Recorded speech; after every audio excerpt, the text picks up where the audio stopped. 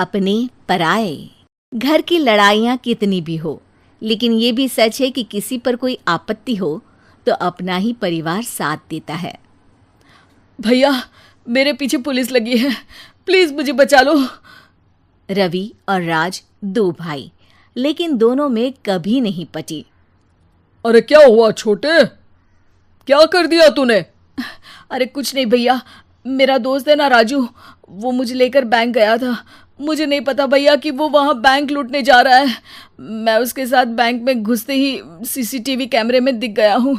अब पुलिस मुझे ढूंढ रही है भैया, मुझे बचा लो।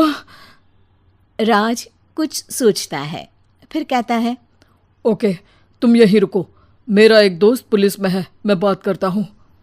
तभी वहां रवि की बीवी राज की बीवी के साथ आ जाती है।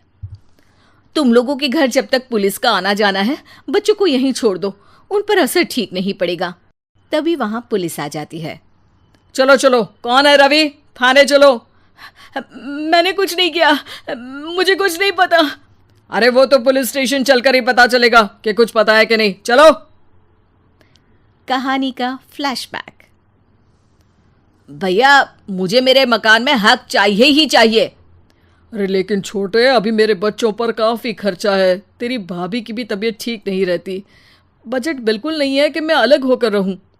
देख लो भैया, 1 महीना है तुम्हारे पास, जल्दी से घर खाली कर दो। अरे कैसी बात कर रहे हैं भैया, मेरे शरीर में अभी इतनी हिम्मत भी नहीं कि घर को खाली करे।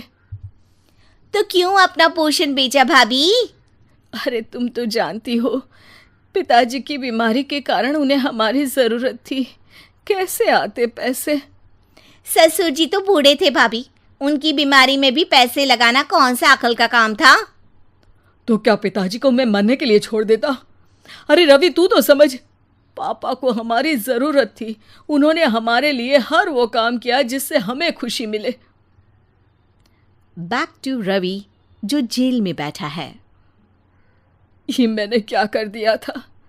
मैं ना पिता का हुआ ना ही भैया का। मेरे साथ जो हो रहा है ठीक ही हो रहा है। तभी वहां पुलिस वाला आता है। रवि, तुमसे कोई मिलने आया है। भाभी, आप यहाँ क्यों आई? पुलिस स्टेशन है ये भाभी। भैया, आपकी जगह मेरा भाई होता तो क्या मैं नहीं आती? अच्छा, ये खाना ले लीजिए, खा लीजिएगा। आपके भैया लगे हैं वकीलों और पुलिस वालों से बात करने में, डरने की कोई बात नहीं, जब आपने गुनाह किया ही नहीं तो सज़ा भी नहीं मिलेगी। रवि भाभी को देखकर रोने लगता है।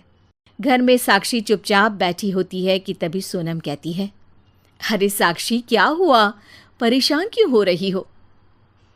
भाभी, अभी अभी पुलिस स्टेशन से खबर आई है, इन्हें बड़े जेल में शिफ्ट किया जा रहा है, मैं क्या करूंगी भाभी? रो मत, हम अच्छे से अच्छा वकील करेंगे। लेकिन उसमें तो बड़े पैसे लगेंगे दीदी, हम इतना पैसा कहाँ से लाएंगे?